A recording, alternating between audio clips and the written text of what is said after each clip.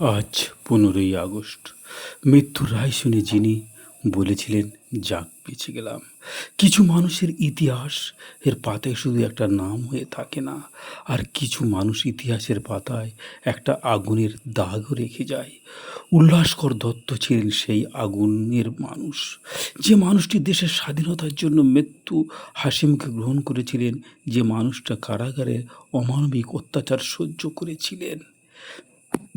সেই মানুষটার হৃদয়ে কোণে কিন্তু আজীবন বেঁচে ছিল একটা কোমল অনুভূতি, ভালোবাসা।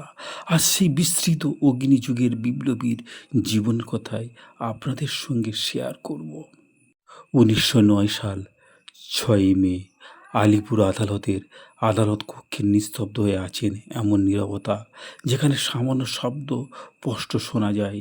সবাই অপেক্ষা করছে রায়ের জন্য। কি রায় দেবে আদালত? বিচারপতি পিসি বিক্রম অবশেষে রায় ঘোষণা করলেন। উল্লাসকর দত্ত ও বারীন্দ্র কুমার ঘোষের মৃত্যুদণ্ড। একবার ভাবুন, মাত্র কয়েক মুহূর্ত আগে যিনি জীবিত ছিলেন, আইনের একটি বাক্য উচ্চারিত হতেই তার সামনে খুলে গেল মৃত্যুর দরজা। কিন্তু আশ্চর্য বিষয়, এই উল্লাসকর দত্তের মুখে তখন আতঙ্কের ছাপ নেই, বরং পাশে থাকা বিভূতি সরকারের তিনি চিমটি কেটে বলেছিলেন, যাক বেঁচে গেল। কি অদ্ভুত কথা! মৃত্যুদণ্ড শুনে একজন মানুষ বলছে বাঁচা গেল কেন? কারণ তার কাছে মৃত্যু ছিল দেশের জন্য আত্মত্যাগ আর একটি পথ। রায় ঘোষণা শেষ করে বিচারপতি যখন উঠে যাওয়ার প্রস্তুতি নিচ্ছে, তখন আদালতে এসে ভারী নীরবতার মধ্যে ভেসে উঠল উল্লাসকরের কণ্ঠ। তিনি গান ধরলেন, ধীর বিধান কাটবে তুমি এমন শক্তিমান, তুমি কি এমনি শক্তিমান? সেদিন আদালতে শুধু একটি রায় শুনেছিলেন না, সেদিন ভারতে দেখেছিল একজন তরুণ বিপ্লবীর মৃত্যুর চোখে চোখে রেখে দাঁড়িয়ে থাকতে পারে। কিন্তু গল্প এখানে শেষ নয়। কারাগারে তাদেরকে জিজ্ঞাসা করা হয়েছিল, তুমি কি আপিল করবে? উল্লাসকর দত্তের উত্তর ছিল তীব্র ব্যঙ্গাত্ম, এবং তার রাজনৈতিক অবস্থান প্রকাশ্য। যারা আইন মানি না, তার কাছে আপিল বা কী, আর বিচার বা কী? এই একটা কথার মধ্যে যেন লুকিয়েছিল তার সমস্ত বিদ্রোহ।